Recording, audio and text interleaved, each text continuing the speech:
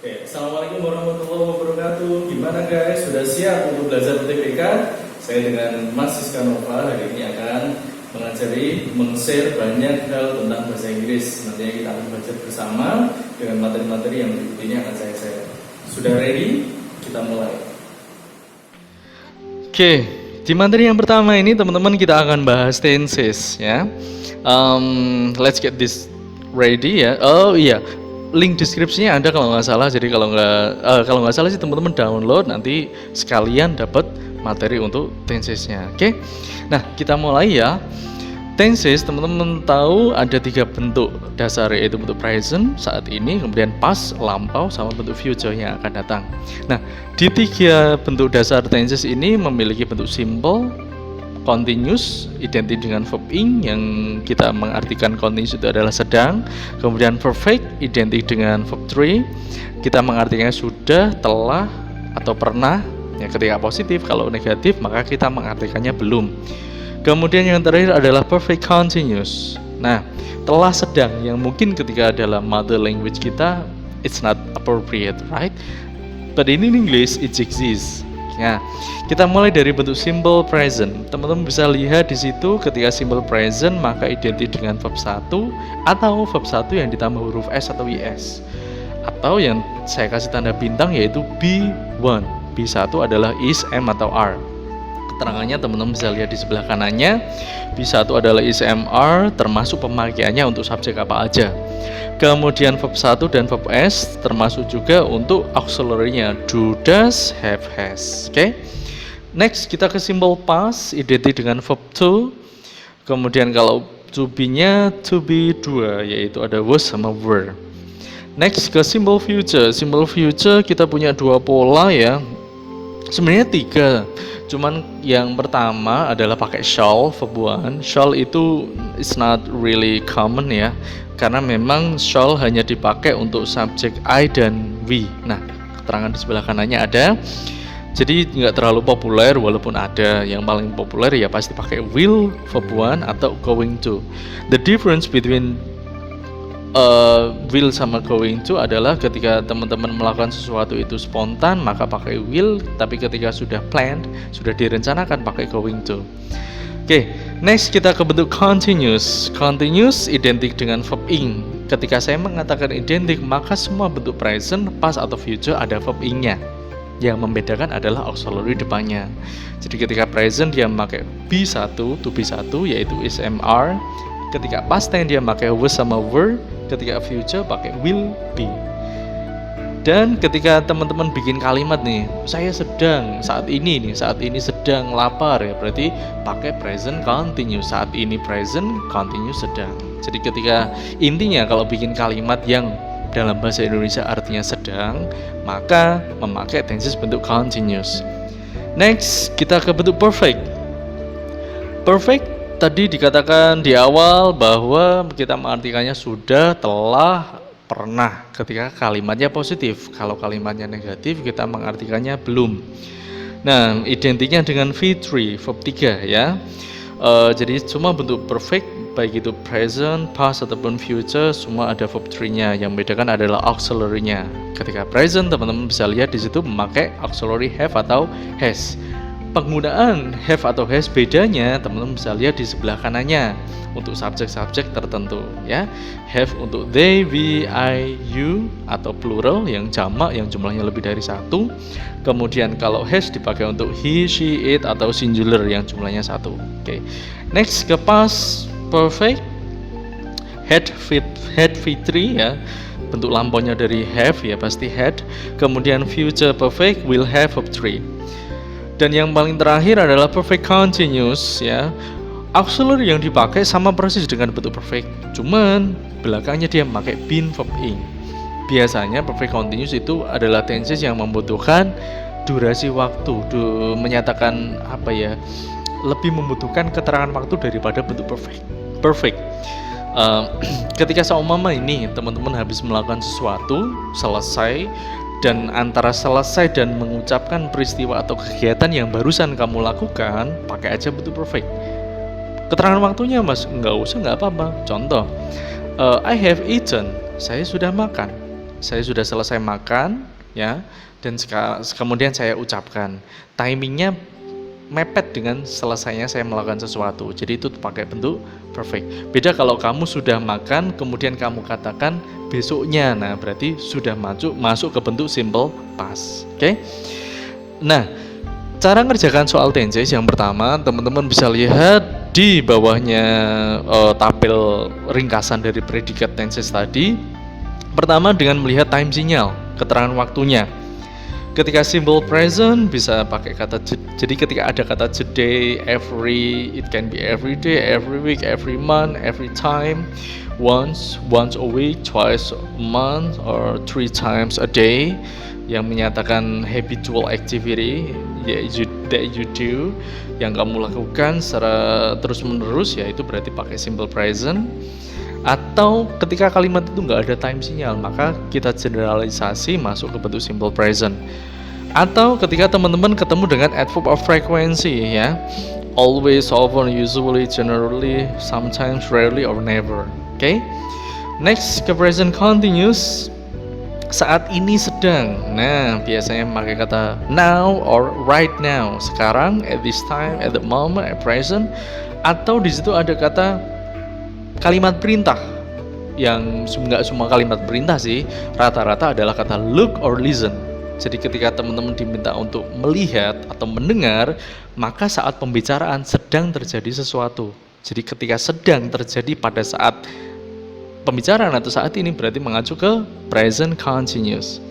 Next ke present perfect, clue-nya, keyword-nya ada kata since, kemudian for, up to now, so far, atau munculnya already, just recently, ketika dia baru saja, ya, already, just recently.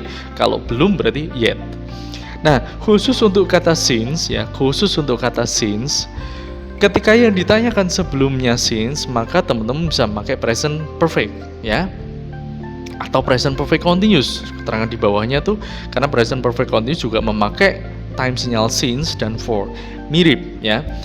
Itu kalau yang ditanyakan sebelumnya since. Tetapi ketika yang ditanyakan setelahnya since, maka wajib memakai bentuk simple past. Kenapa? Karena since secara arti adalah sejak, berarti dimulainya peristiwa itu, maka pasti dalam bentuk past tense atau simple past. Oke?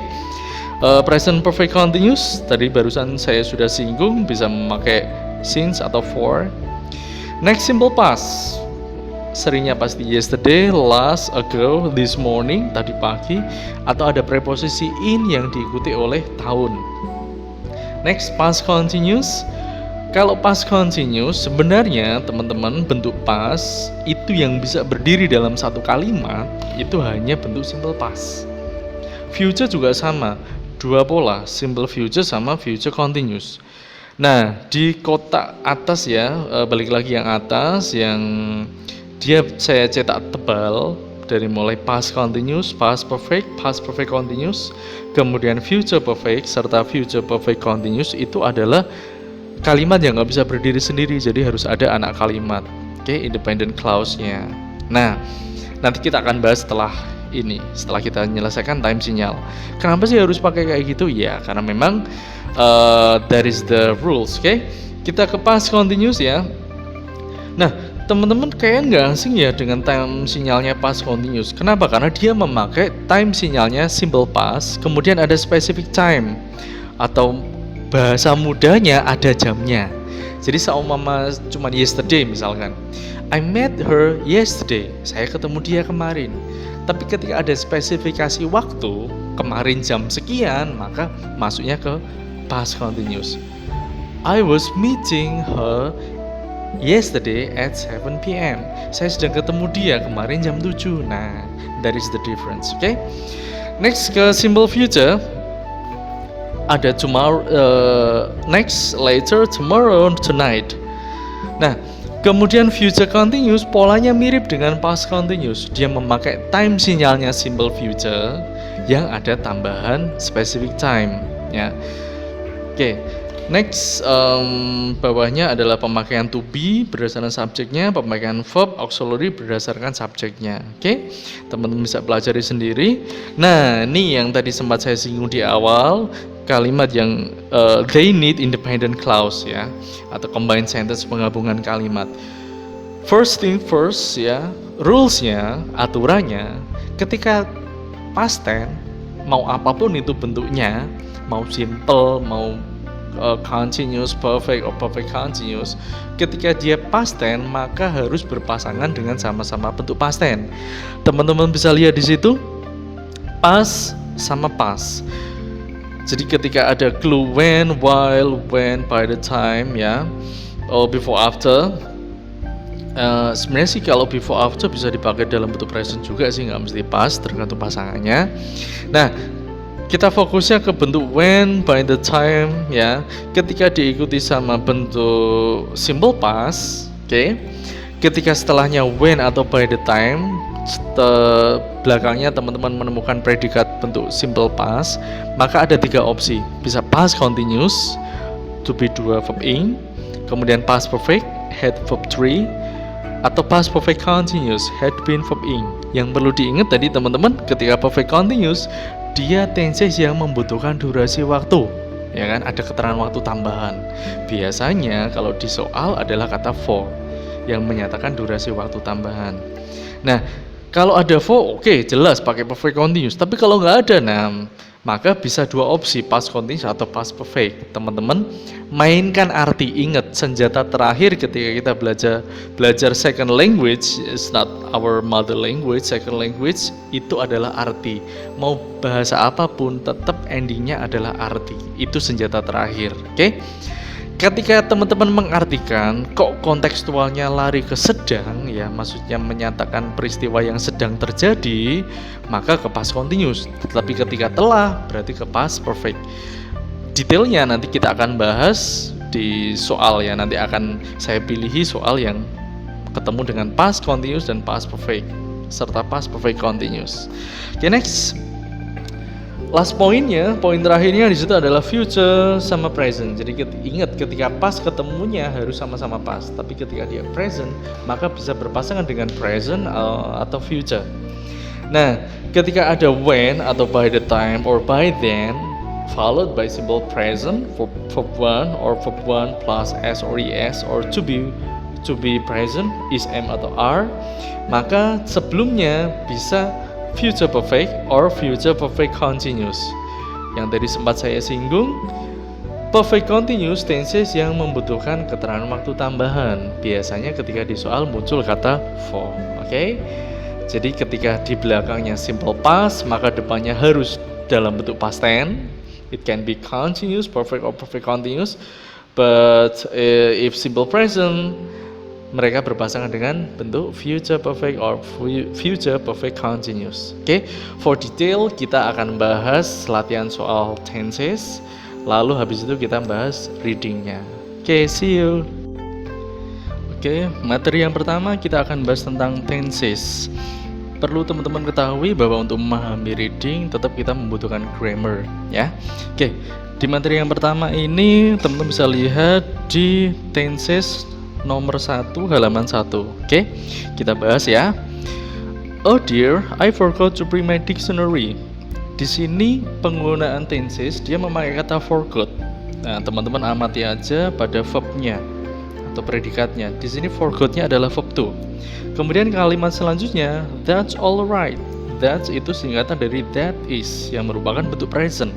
Nah, yang di titik-titik atau kalimat setelahnya teman-teman bisa amati I titik you mine.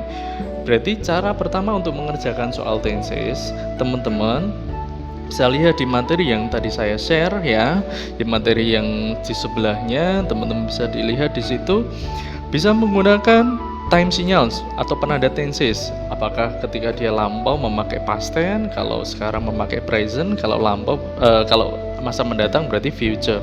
Nah, di konteks number 1, di sini dia adalah urutan peristiwa. Jadi dia forgot, lupanya sudah lampau. Kemudian saat pembicaraan, that's all right, tidak apa-apa, ya kan? Nah, kemudian kalimat selanjutnya pasti secara logika menggunakan kata akan. Saya akan meminjamimu, karena kata lend di pilihan jawaban artinya meminjami. Saya akan meminjamimu. Ketika kalimat kita mengartikan dengan akan, maka bentuknya adalah simple future. Nah, Teman-teman lihat di materi ringkasan materi yang di sebelahnya, teman-teman lihat simple future itu ada dua. Ada yang memakai will, ada yang memakai going to. Ketika kita kembali ke pilihan jawaban, maka opsi meninggalkan yaitu tinggal C dan E. Nah, sama-sama simple future. So what is the difference between going to and will? Bedanya adalah ketika teman-teman pakai going to, berarti itu sudah planned, sudah teman-teman rencanakan. Apakah ini meminjaminya sudah direncanakan? Pastinya enggak, ya kan? Secara kontekstual akan meminjami tapi spontan. Nah, ketika spontan maka jawabannya E, will lend. Oke, semoga cukup jelas untuk number one. Kita move on ke selanjutnya. Oke, mungkin kita nggak akan bahas semua soal. Ini akan saya pilih soal-soal yang memang unik ya. Oke, tadi kita udah bahas number one, kita lanjut ke number four. Nah, when did the farmer find the ancient tool? Kapan si petani menemukan peralatan kuno itu? Teman-teman lihat keywordnya di situ adalah kata did. Did ini menandakan bentuk simple past. Simple past identik dengan verb to ketika dia kalimatnya positif. Ketika negatif atau kalimat tanya maka menggunakan auxiliary did. Nah, teman-teman bisa cek di materi di sebelahnya yang sudah saya share. Nah, kemudian kita lihat kalimat bawahnya. When he did his field. Oke, keyword yang pertama tidak adalah did, kemudian keyword yang kedua adalah kata when. Bisa diamati di bentuk combined sentence atau kalimat penggabungan. Ketika ada when dan kemudian muncul simple past, maka opsinya ada tiga. Yang pertama adalah past continuous, kemudian yang kedua past perfect, dan yang ketiga adalah past perfect continuous. Perlu diingat ketika perfect continuous maka itu tenses yang membutuhkan durasi waktu, atau ada tambahan clue lagi atau tambahan keyword yaitu kata for yang menyatakan durasi waktu. Nah, sedangkan di soal kan tidak ada, maka hanya menyisakan dua opsi, ya kan? Yang pertama adalah past continuous, yang kedua adalah past perfect. Kita lihat di pilihan jawaban yang past continuous dan past perfect adalah A dan C. Nah, dengan di situ maka B, D, E hilang, nggak mungkin jadi jawaban. Kenapa? Karena yang perlu diingat ketika tenses bentuknya past tense maka berpasangan dengan sama-sama past tense. Ya, kalau tenses past tense berpasangan dengan past tense, maka opsinya tinggal A yaitu past continuous, C past perfect. Terus gimana mas cara ngerjakannya untuk cari jawaban yang benarnya gimana? Karena secara pola memang dua-duanya sama-sama benarnya. Nah, teman-teman mainkan arti atau kontekstual dari kalimat ini adalah gini. Kapan si petani menemukan peralatan kuno? Ketika jawaban A, ketika dia sedang membajak sawahnya, atau yang C, dia telah membajak sawahnya. Maka secara konteks pasti mengacu pada pola sedang. Kenapa? Karena ketika sedang melakukan sesuatu kemudian tanpa sengaja dia menemukan peralatan kuno. So the best answer is A, was plugging. Jadi kita pakai past continuous tense. Oke, next. Semoga cukup jelas untuk number 4. Yang perlu diingat ketika kita mengartikan kalimat sedang berarti kita memakai pola continuous. Tapi ketika mengartikan kalimat itu telah, sudah, atau pernah berarti memakai bentuk perfect. Oke, next kita ke nomor 18. Since when hasn't she been feeling well? Since she did from Singapore. Nah, teman-teman lihat di sini kata kuncinya, keywordnya adalah since. Since itu memang sebelumnya since atau sebelum kata since, tenses yang bisa dipakai adalah bentuk perfect atau perfect continuous. Tetapi di soal nomor 18 yang ditanyakan itu adalah setelahnya since atau di belakangnya since. It's pretty easy ya. Ketika yang ditanyakan setelahnya since, maka tenses yang harus dipakai adalah bentuk simple past. Kenapa kok harus simple past? Secara arti since artinya sejak, berarti sejak dimulainya peristiwa. Maka ketika dimulainya peristiwa mengacu pada bentuk simple past atau bentuk lampau. Teman-teman lihat aja di pilihan jawaban yang bentuknya lampau. Sekilas kita lihat bisa A, bisa E, bisa D juga ya. Cuman karena yang dibutuhkan simple past identiknya dengan verb 2. Nah, verb 2 maka di pilihan jawaban adalah yang A. That is the best answer. Oke, next kita ke number 22. She in the shoes for 5 minutes when one of the heels. Sorry ya, itu salah ketik ya. Kalau di buku teman-teman itu heels ya, nggak mungkin lah neraka ya, pasti heel, H-E-E-L-S ya. Came off. Nah, di sini di soal nomor 22, clue-nya pertama keyword dari kata when. Setelah itu teman-teman lihat predikat atau verb setelahnya when. Kita ketemu sama kata came off. Came itu adalah verb 2 dari come, maka dia simple past ya. Ketika ada when, belakangnya simple past. Tadi yang sudah saya sempat sampaikan di awal gitu ya, kita bahas number 4. Di depannya ada 3 opsi. Bisa past continuous, bisa past perfect, bisa past perfect continuous. Clue tambahan atau keyword tambahannya ketika ada kata for, maka mengacu pada bentuk perfect continuous. Nah, perfect continuousnya yang mana? Ketika di pilihan jawaban ada C dan D. Perlu diingat lagi teman-teman, tadi sudah saya sampaikan, ketika tenses bentuknya past, maka dia berpasangan dengan bentuk past. So, the best answer is C, had only been wearing. Jadi, so we use past perfect continuous. Oke? Okay, next kita ke number 35, page 3.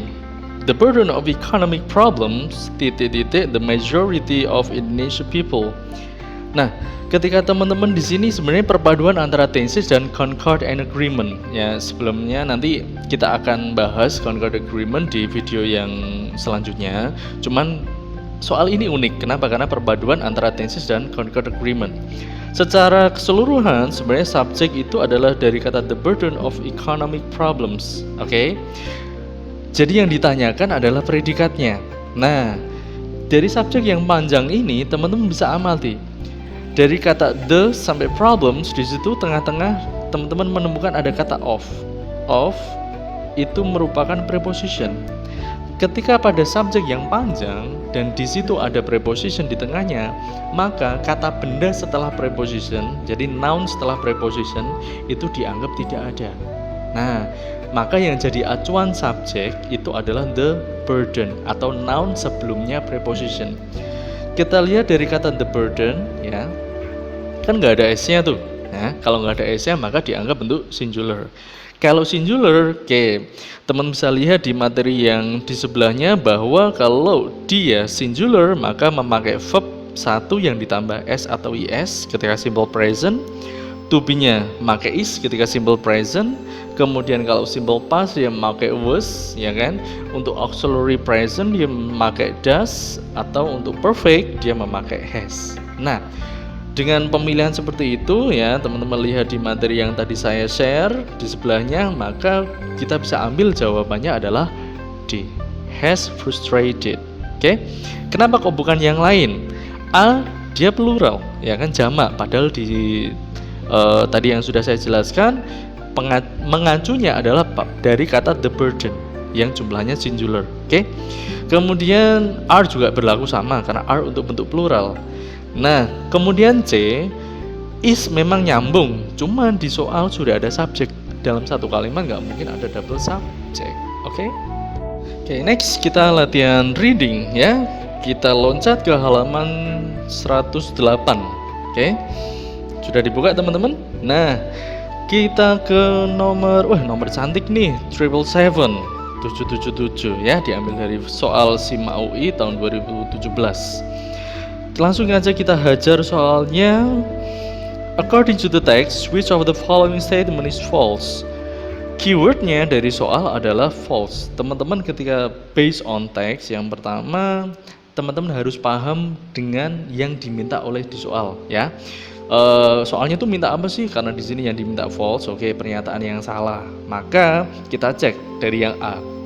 Agricultural crops are disturbed because of the rise of the soil salinity brought by seawater. Di sini clue-nya teman-teman bisa lihat di agricultural crops sama soil salinity. Kata itu nggak asing ya, kamu bisa temukan di akhir paragraf paragraf terakhir. Nah, paragraf terakhir di situ dikatakan as seawater, baris ketiga ya, as seawater was used Soil salinity increase. Salinity adalah kadar garam. Jadi ketika air laut digunakan untuk membanjiri suatu area, maka otomatis kadar garam dari tanah tersebut meningkat, affecting agricultural yield. Yield adalah panen ya, being as damaging. So pernyataan A sudah benar ya. Kemudian kita move on ke pernyataan B. The Dutch utilized the landscape which was easily flooded to beat the Spanish. Di sini teman-teman bisa temukan di paragraf 2 ya, second paragraph. During the 80 Years' War, as the Spanish army fought to recapture territory in what is now northern Belgium and southern Netherlands, in the late 16th century, the Dutch rebels, led by William of Orange, decided to use the low-lying, flood-prone landscape to their advantage. Jadi, dan di akhir paragraf dikatakan memang defend their territory, ya. Jadi yang B sudah benar. Nah, next ke yang C. Fast restoration was one of the ways to ensure the success of strategic flooding. Nah, permasalahan di teksnya ini adalah strategic flooding di paragraf pertama ya. Strategic flooding is a highly risky tactic. It can only be successful if there's a well thought out backup plan and a plan for fast repair. Jadi itu strategi yang sangat berisiko ya, meskipun memang chance-nya besar ya untuk bisa menang, cuman harus dipikirkan backup plan untuk fast repair-nya tadi. So the false statement is C. Okay? Kalau yang D, kenapa kok bukan yang D mas? Three cities were affected by the flood strategy used by the Dutch. Nah, teman-teman bisa cek di paragraf 2, ya kan? Nah, di situ disebutkan di baris ke 1, 2, 3, 4, 5, 6 in an attempt to liberate Bruges, Ghent and Antwerp from Spanish dominance and defend their territory. Oke. Next, kenapa yang I kok bener mas, kok nggak salah? Nah, erosion caused by floods will alter the landscape. You can find at the last paragraph. Okay, number 7, 777 C. Okay, next ke soal selanjutnya. What is the author's purpose in writing this text? Nah, tujuan si penulis apa sih? Ketika kita tadi baca ya, nah teman-teman bisa menemukan kata taktik, strategic tactic. So it deals with war ya, berkaitan dengan perang ya, strategi taktik perang ya kan. Kata kita ngomong perang, terus di sini ada territory defense juga, berarti itu berkaitan dengan security and defense dan pertahanan. So the best answer is C. To present the new research finding on security and defense. Jadi research yang dilakukan tentang keamanan dan pertahanan dengan menggunakan strategic flooding yang pada nyatanya ternyata it's not good way. Okay. Next ke soal selanjutnya. This passage will probably be assigned reading in which of the following course. Nah, kira-kira tema ini kamu temukan di mana sih? Ya, memang mirip dengan disaster sih, tapi disasternya yang berkaitan dengan perang pastinya. Dan disaster di teksnya itu bukan because of natural disaster, no. It's because of strategic flooding in a war situation. So the best answer is B, defense and security. Okay, next question. Okay, what inference can you make about strategic flooding? Inference, kesimpulan ya, mungkin biasa kita lebih familiar dengan conclusion ya. What can we conclude about the strategic flooding, but it's different word. Remember, jadi ingat ya teman-teman, ketika pengen masterin text ya, master in reading, you must enrich your vocabulary. Jadi teman-teman harus lebih banyak memperkaya kosakata. Oke, sorry tadi agak gangguan. Oke, kita lanjut ya. Nah, kesimpulan yang kita bisa ambil dari strategic flooding itu apa? Nah, jadi tadi dilakukan memang bisa memenangkan perang, tapi pada akhirnya menimbulkan disaster, kerusakan. So the best answer is B. When carried out without careful planning, it puts a strain on an area's flood supply. sebenarnya sudah dikatakan di kalimat pertama, paragraf pertama, ya kan. Jadi memang harus di risky tactic, terus diperjelas dengan kalimat selanjutnya. It can only be successful if there's a well thought out backup plan and a plan for past repairs. Jadi, so the best answer is B. Okay. Next, the tone of the author is best described as.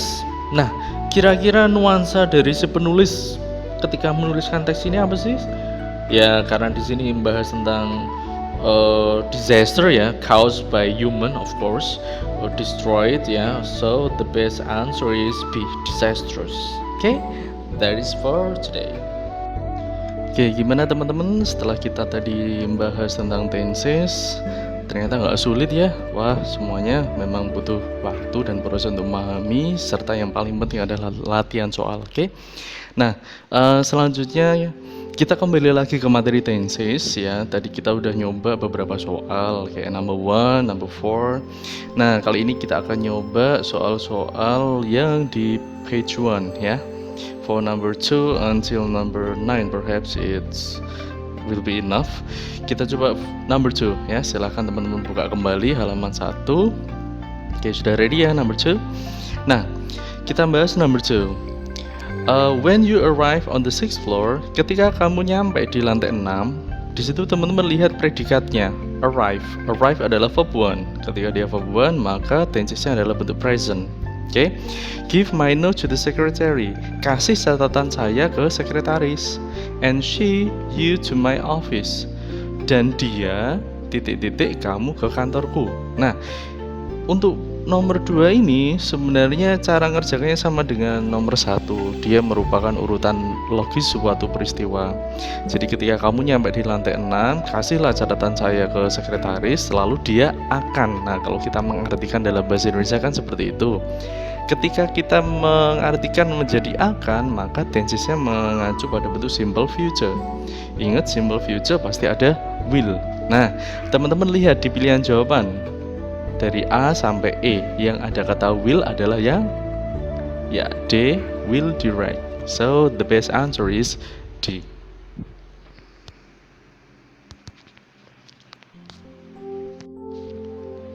Okay, next kita lanjut ke number 3. I forgot to return this book to the library last week. Di sini clue-nya teman-teman lihat di predikatnya keywordnya forgot. Forgot adalah verb 2 dari forget, ya kan? Kemudian diperkuat dengan adanya time sinyal last week yang menyatakan bentuk lampau. Jadi dia lupa mengembalikan buku ke perpustakaan minggu lalu. Lupanya itu sudah minggu lalu. Nah, saat kontekstual pembicaraan adalah kalimat selanjutnya.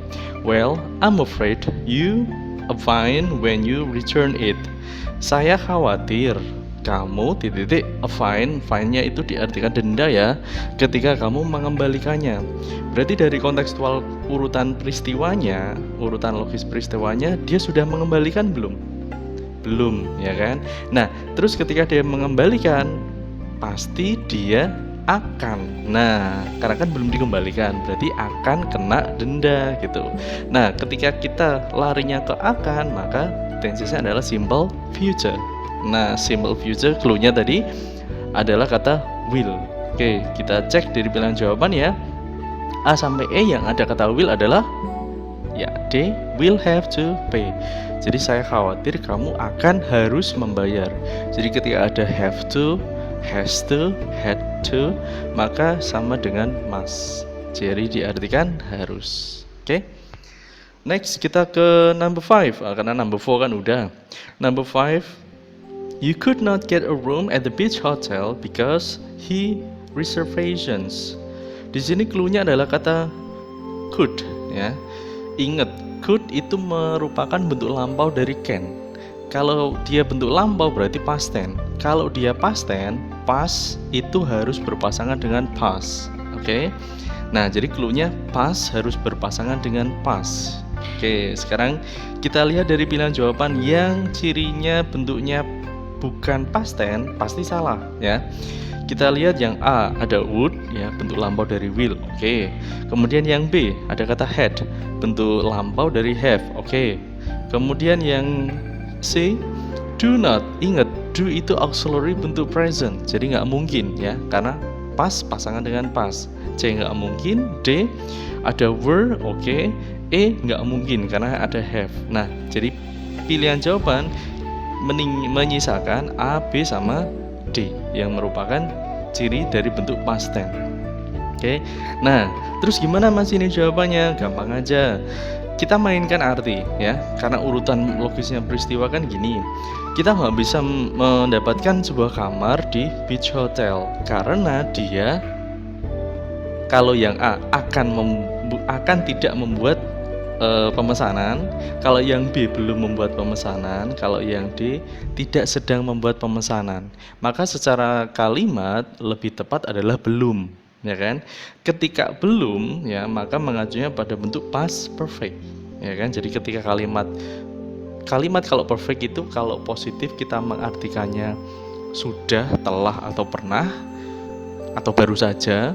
Tetapi ketika dia negatif maka kita mengartikannya belum. Nah, maka yang lebih tepat adalah B, had not made. Jadi belum membuat pemesanan. Jadi makanya kita nggak bisa mendapatkan kamar. Oke? Pretty easy for number 5. It's a piece of cake. Kita lanjut ke number 6 ya. I with some friends until I find a good boarding house. Di sini clue-nya adalah keyword di kata until. Until, hingga. Until di konteks tertentu dia mirip dengan before, ya kan? Nah, jadi setelahnya until atau pola tense setelahnya until adalah bentuk simple, mau simple present atau simple past. Sebelumnya until dalam bentuk perfect, bisa present perfect, bisa past perfect. Oke ya. Saya ulangi lagi, clue-nya adalah kata until, keywordnya. Until sama dengan before. Setelahnya before, tenses-nya adalah bentuk simple, bisa simple present atau simple past. Kalau sebelumnya bisa bentuk perfect, bisa present perfect atau past perfect. Nah, dari logika itu, maka di nomor 6 yang dibutuhkan adalah bentuk perfect. Teman-teman lihat pilihan jawaban. Yang perfect, ingat ya, perfect itu membutuhkan verb 3. Di depannya verb 3 ada auxiliary have, has, atau had. Tinggal dia present pakai have, has, kalau past tense pakai had. Maka di pilihan jawaban yang mungkin adalah A dan C ya. Berarti B, D, sama E nggak mungkin. Oke, tinggal A dan C. Nah, sekarang kita lihat tense setelahnya until itu apa? Di situ ketemu sama keyword find, ya kan? Find itu adalah verb 1. Verb 1 adalah simple present. Ketika di belakangnya until dia simple present, maka sebelumnya adalah present perfect. Jadi tenses itu kan harus sama. Kalau belakangnya present, berarti depannya juga present serta sebaliknya. Oke? So the best answer is A, have lived. Next, kita move on ke number 7 ya. When did he join the English course? After the dean to send him for a postgraduate study abroad. Di sini clue-nya teman-teman langsung bisa lihat keyword yang paling kelihatan adalah after, ya kan? Before sama dengan until, dan before itu seringnya memang berpasangan dalam bentuk perfect dengan after, itu yang merupakan keyword dari perfect tense. Nah, tadi saya katakan di number 6 ya, kalau before di depannya adalah perfect, belakangnya simple. Sedangkan after kebalikannya, di depannya adalah simple, belakangnya after adalah perfect. Nah, secara logika dari pola ini maka otomatis number 7 setelahnya after harus dalam bentuk perfect. Maka pilihan jawaban pasti mengacu bentuk perfect. Kita lihat ya, A, B, C, D, E yang merupakan bentuk perfect adalah yang A sama C. Ketika A itu adalah past perfect, kalau yang C adalah present perfect. Nah, maka kita cek aja tensesnya apa yang dibutuhkan, apakah past atau present dari kalimat sebelumnya. When did he join the English course? Di situ ada keyword did. Did adalah auxiliary bentuk simple past. Jadi ketika kalimat positif verb 2, kalau dibikin negatif atau kalimat tanya maka muncul auxiliary kata did. Berarti did menandakan bentuk past tense. Dan yang perlu diingat, past pasti berpasangan dengan bentuk past tense. Oke. Jadi nomor 7, the best answer is A, had decided. Oke. Next kita move on ke number 8. Can you stop smoking? Di situ keywordnya ada kata can. Can merupakan bentuk negatif dari can. Can adalah bentuknya present. Oke. Present tense. Kita lanjut kalimat selanjutnya.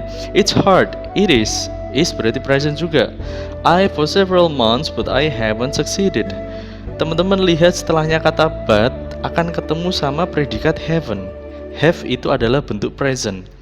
Kalau dia bentuknya present, maka ada dua kemungkinan berpasangan dengan future atau berpasangan dengan present, tergantung keyword yang ada apa. Nah, di situ ada kata keyword, kata kuncinya adalah for, ya. I titik-titik for.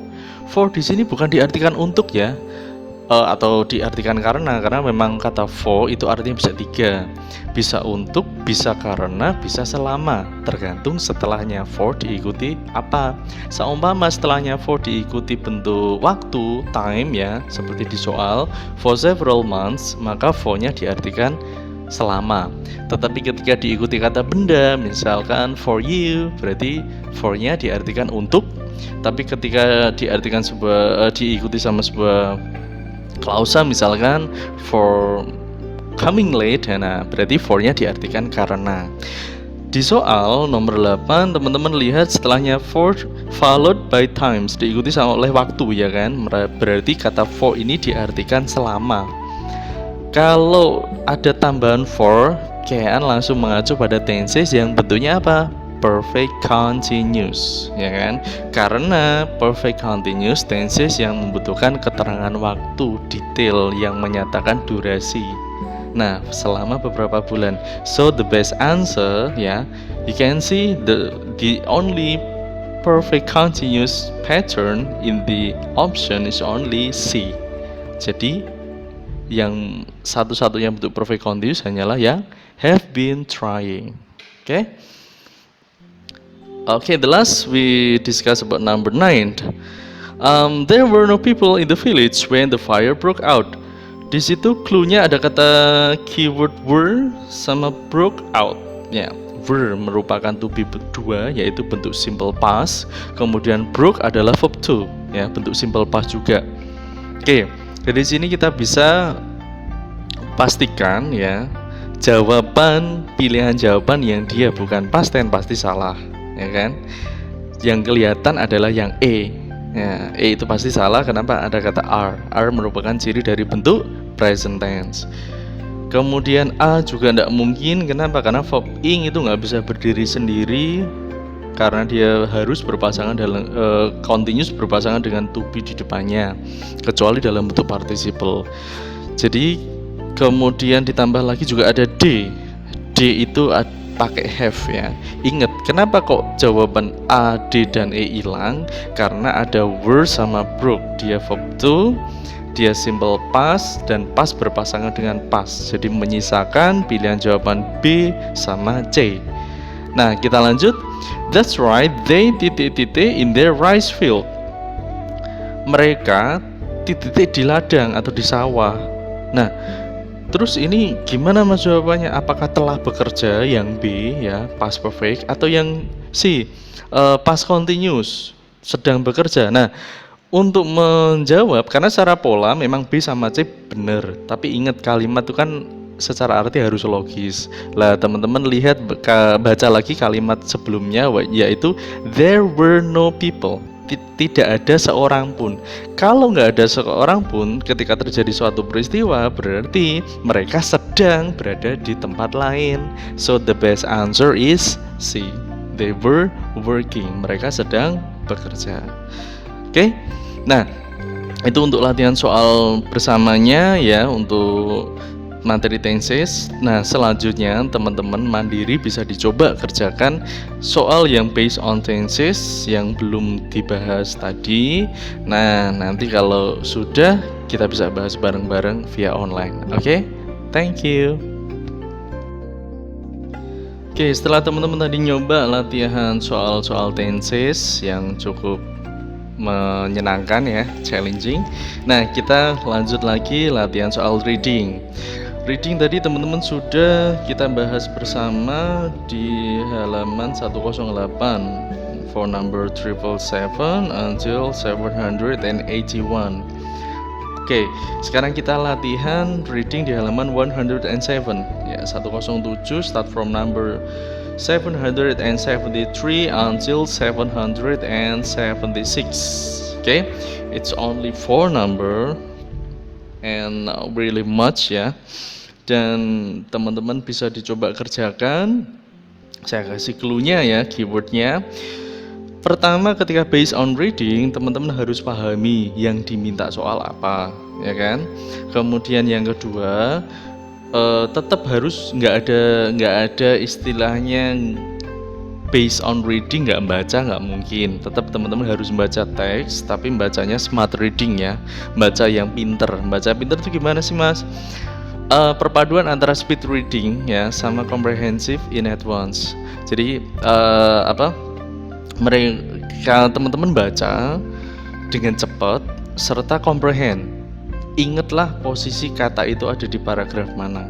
Nah, memang lebih enak kalau teman-teman baca awal paragraf dan akhir paragraf, karena biasanya di akhir paragraf dia akan nge-link pada paragraf selanjutnya. Oke, untuk nomor 773 topik dari paragrafnya. Nah, topik berarti yang tiap kali di paragraf per paragraf itu muncul, ya kan? Kemudian number 774 itu where's the author's attitude toward the topic. Setelah teman-teman baca itu kan pasti bisa menilai tuh, kira-kira si penulis itu attitude-nya atau point of view-nya kenapa menulis itu tuh gimana sih gitu kan.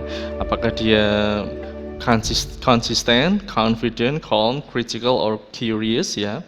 Kemudian next 775, based on the passage, people will no longer be interested in detox diets if they. Nah, di sini dia specific information. Carilah kata-kata yang ada di soal, coba cari di bacaan. Pasti jawabannya akan ada di sekitaran situ. Oke. Tetap karena ini levelnya UTBK ya, bedalah dengan bacaan yang mungkin selama ini teman-teman pakai latihan yang jenjang SMA ya, pasti dia lebih komprehensif. Oke. Next, wah mas, terakhir ini kok pilihan jawabannya alay, panjang-panjang banget ya. Itulah memang uniknya dan serunya. Oke. Which of the following is the best summary of the passage? Summary berarti teman-teman harus membaca dan menyimpulkan kira-kira inti dari bacaan itu apa sih. Nah, oke, bisa dicoba ya. Oh ya, tambahan lagi keywordnya untuk teksnya itu adalah although drinking certain detox juices or water has been found out to harm human bodies, it is not necessarily effective. Nah, kalimat pertama itu adalah keywordnya, kemudian selanjutnya pengembangannya. Oke, bisa dicoba ya teman-teman. Nanti kalau sudah kita bahas bareng secara online. Oke, have a good day and stay healthy. Assalamualaikum warahmatullahi wabarakatuh. Baiklah guys, gimana? Sudah jelas dengan materi-materi yang barusan? Nah, semoga teman-teman dengan materi-materi tersebut bisa tambah pandai, bisa tambah siap untuk menghadapi UTBK. Oke, sampai ketemu lagi di video selanjutnya.